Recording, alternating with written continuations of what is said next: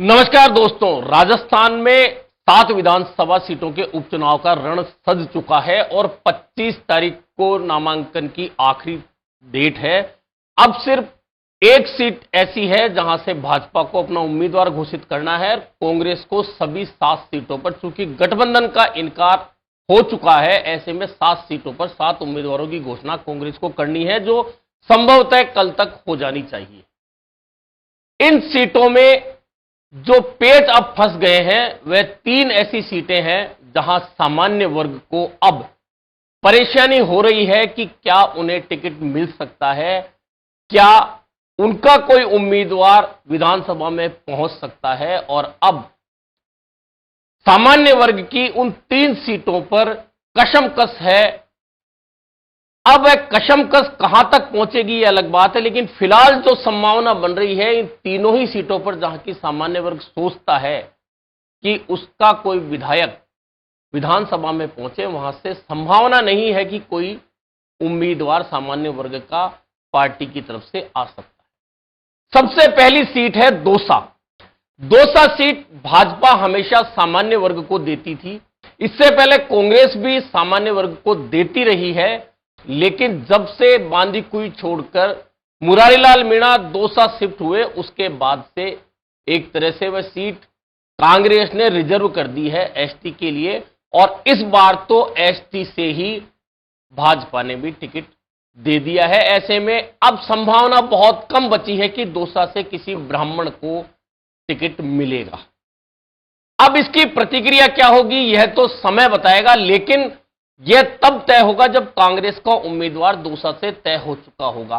और अभी जो संभावना चल रही है उसमें यह तय है कि या तो कांग्रेस किसी गुर्जर उम्मीदवार को मैदान में उतारेगी या फिर अनुसूचित जाति के उम्मीदवार को मैदान में उतारेगी, जिसकी संभावनाएं सबसे ज्यादा है। ऐसे में जो सामान्य वर्ग के उम्मीदवार भाजपा से विधायक बने थे, शंकर लाल शर्मा, पिछली बार या 2023 का जो चुनाव वे हार गए, अब शंकर लाल शर्मा क्या करेंगे या सामान्य वर्ग क्या करेगा, क्योंकि दौसा में मीणा, गुर्जर और अनुसूचित जाति के बाद में अगर सबसे प्रभावशाली जातियों की बात करें तो वे ब्राह्मण और वैश्य वर्ग है। अब इन दोनों ही वर्गों से अगर टिकट नहीं मिलता है तो फिर इन दोनों वर्गों की प्रतिक्रिया क्या होगी, यह देखना काफी महत्वपूर्ण होगा। क्या सामान्य वर्ग मिलकर किसी उम्मीदवार को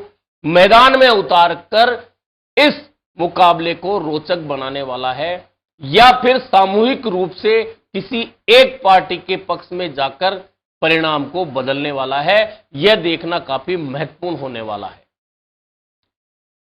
दौसा सीट पर ब्राह्मण का टिकट भाजपा से कटने के बाद समाज की प्रतिक्रियाएं भी आ रही हैं। समाज कह रहा है कि हमें उम्मीद है कि कांग्रेस अब हमें टिकट देगी, लेकिन इसकी संभावनाएं बहुत क्षीण हैं।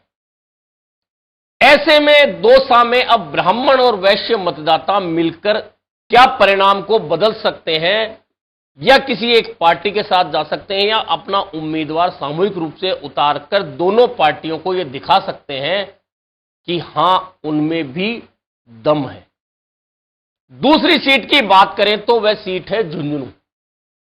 झुंझुनू में वैसे तो एक तरह से जाट बाहुल्य ही माना जाए, क्योंकि वहां हमेशा जाट उम्मीदवार जीतता रहा है। सिर्फ 2 बार वहां से अन्य उम्मीदवार जीते हैं, एक बार माहिर आजाद, एक बार डॉक्टर मूल सिंह। इनके अलावा हमेशा वहां जाट उम्मीदवार ही जीतता रहा है। जाट में भी कांग्रेस जीतती रही है ये कह सकते हैं, या उसमें भी ये कह सकते हैं कि ओला परिवार जीतता रहा है। लेकिन इस बार यह मुकाबला इसलिए रोचक होता दिख रहा है कि उदयपुर वाटी में चुनाव हारने के बाद में राजेंद्र सिंह हुड्डा, जो पूर्व मंत्री हैं, उन्होंने झुंझुनू में एक तरह से ताल ठोक रखी है और वे लगातार झुंझुनू में जुटे हुए हैं। और इस बीच क्योंकि मुस्लिम झुंझुनू पर अपना दावा ठोक रहे थे, कांग्रेस से टिकट मांग रहे थे, और कांग्रेस कोऑर्डिनेशन कमेटी की बैठक के बाहर मुस्लिमों का प्रदर्शन भी हुआ था, लेकिन यह संभावना बहुत कम है कि कांग्रेस मुस्लिम पर विचार कर सकती है, या बिल्कुल तय है कि मुस्लिम को टिकट कांग्रेस झुंझुनू से किसी भी स्थिति में नहीं देने वाली है।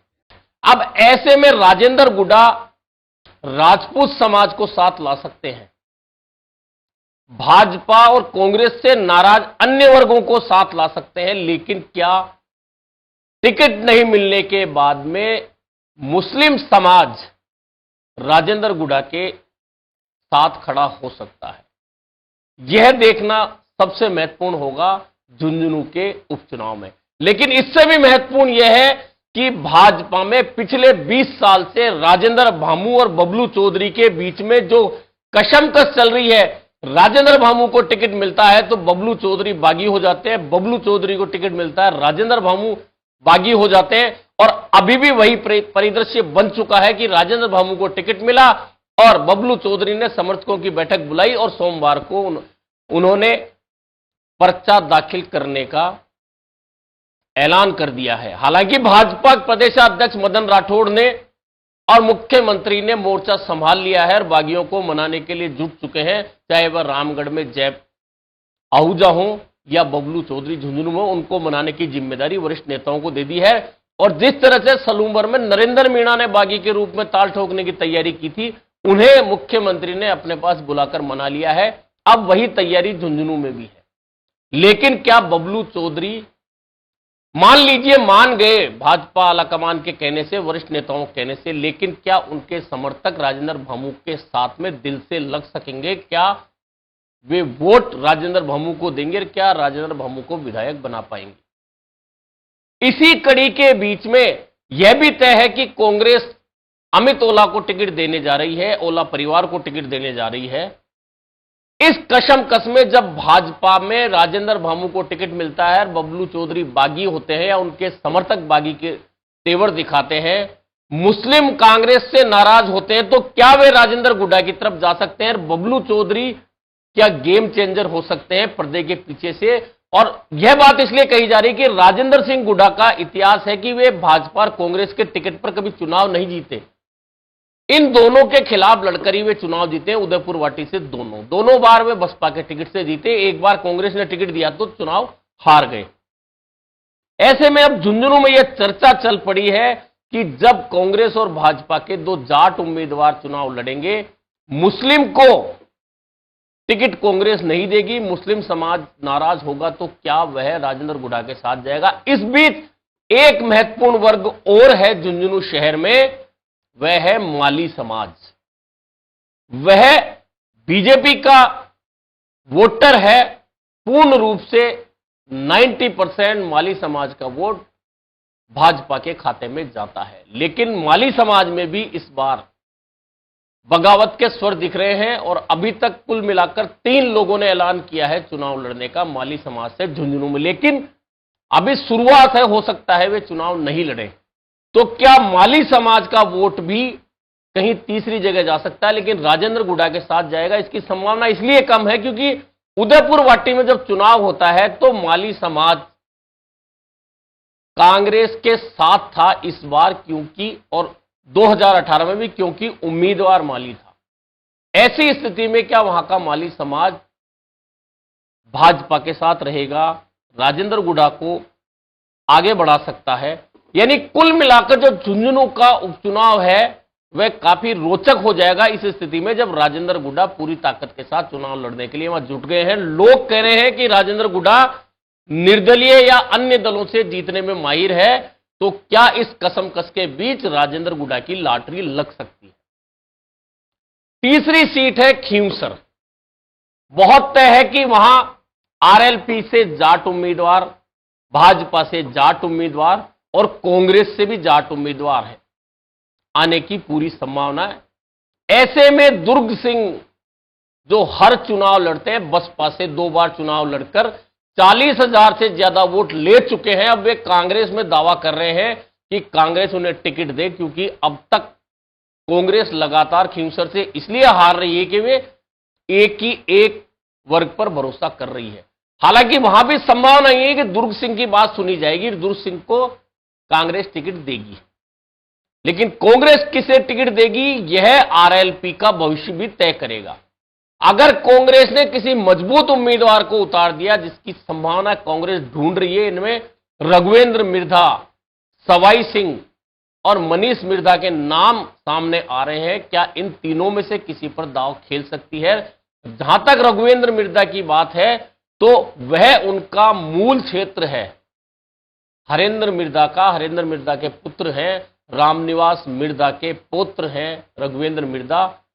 और जब पिछली बार उपचुनाव हुआ था उसमें नारायण बेनीवाल और हरेंद्र मिर्धा का मुकाबला हुआ था, उसमें बहुत नजदीकी मुकाबले में हरेंद्र मिर्धा हारे थे। तो यह तो तय है कि हरेंद्र मिर्धा, रामनिवास मिर्धा परिवार का दबदबा भी कहीं ना कहीं खींवसर में है। ऐसी स्थिति में क्या रघुवेंद्र मिर्धा पर कांग्रेस दांव खेलेगी? अगर यह दांव खेल दिया गया तो यह तय मानिए मुकाबला बहुत कड़ा होगा और आरएलपी हनुमान बेनीवाल को नाकों चने चबाने पड़ेंगे, यह बहुत तय है। और ऐसी स्थिति में क्या भाजपा की लॉटरी खींवसर में खुल सकती है? क्योंकि भाजपा ने उन्हीं रेवंत राम डागा को मैदान में उतार दिया है जो 2023 के विधानसभा उपचुनाव में हनुमान बेनीवाल से सामना करते हुए मात्र 2000 वोटों से चुनाव हारे थे। यानी कि तीनों विधानसभा सीटों की स्थिति सामान्य वर्ग पर इसलिए टिक चुकी है कि खींवसर में जहां राजपूत और राजपुरोहित समाज फैसला कर सकता है हार जीत का, अगर एकजुट होकर एक तरफ चला जाए तो। वहीं झुंझुनू में मैंने बताया कि राजपूतों के साथ में ब्राह्मण, बनियार, मुस्लिम अगर कांग्रेस से नाराज होकर राजेंद्र गुडा के साथ चला जाए तो परिणाम बहुत आश्चर्यजनक हो सकते हैं। दौसा की स्थिति मैंने बता दी कि यदि कांग्रेस भी सामान्य वर्ग को नहीं उतारकर गुर्जर या एससी में से किसी को उतारती है तो ब्राह्मण और वैश्य समाज का वोट काफी महत्वपूर्ण हो जाएगा उस स्थिति में कि क्या सामान्य वर्ग का कोई एक उम्मीदवार सहमति से उतारकर दोनों वर्ग उसका साथ दे सकते हैं, या फिर किसी एक पार्टी के, और जिसकी संभावना है क्योंकि शंकरलाल शर्मा खुलकर डॉक्टर किरोड़ी लाल मीणा के खिलाफ बोल चुके हैं, लगातार बोल रहे हैं। सामान्य वर्ग को इस बात की टीस भी है कि कहीं ना कहीं पिछला चुनाव जब शंकरलाल शर्मा हारे थे तो उसमें किरोड़ी लाल की भूमिका सामान्य वर्ग, खासतौर पर दौसा का ब्राह्मण निगेटिव मानता है। ऐसी स्थिति में यह संभावना बहुत ज्यादा बन रही है कि ब्राह्मण और वैश्य समाज कहीं भाजपा के खिलाफ दौसा में मोर्चा नहीं खोल दे। यह सारी परिस्थितियां इन तीनों सीटों के परिणामों पर बहुत कुछ निर्भर होने वाली है कि तीनों सीटों पर यह सामान्य वर्ग, जहां शंकरलाल शर्मा की उपस्थिति या सामान्य वर्ग के अन्य किसी उम्मीदवार की उपस्थिति, झुंझुनू में राजेंद्र सिंह गुडा की उपस्थिति और नागौर में दुर्ग सिंह की उपस्थिति। यहां खींवसर में एक चीज और समझनी कि अगर दुर्ग सिंह चुनाव नहीं भी लड़ते हैं तो भी सीधे तौर पर भाजपा को फायदा होता है, क्योंकि राजपूत वोटों को फिर एक जगह मिल जाती है और दुर्ग सिंह जब खड़े होते हैं वे जितने भी वोट लेते हैं कहीं ना कहीं वे भाजपा में सेंध लगाते हैं। ऐसी स्थिति में इन तीनों विधानसभा सीटों के उपचुनाव में जातिगत समीकरण कुछ और कह रहे हैं, लेकिन जब अंत में नामांकन पूरे हो जाएंगे तब यह पता चलेगा कि कौन किसके सामने ताल ठोक रहा है और कौन किसकी मदद कर रहा है, कौन बागी खड़ा होकर किस पार्टी का नुकसान, किसका फायदा करने वाला है। उसी पर पूरा चुनाव टिका होगा इन तीनों सीटों पर। अभी के लिए इतना ही, फिर मिलेंगे नए मुद्दे पर चर्चा के साथ।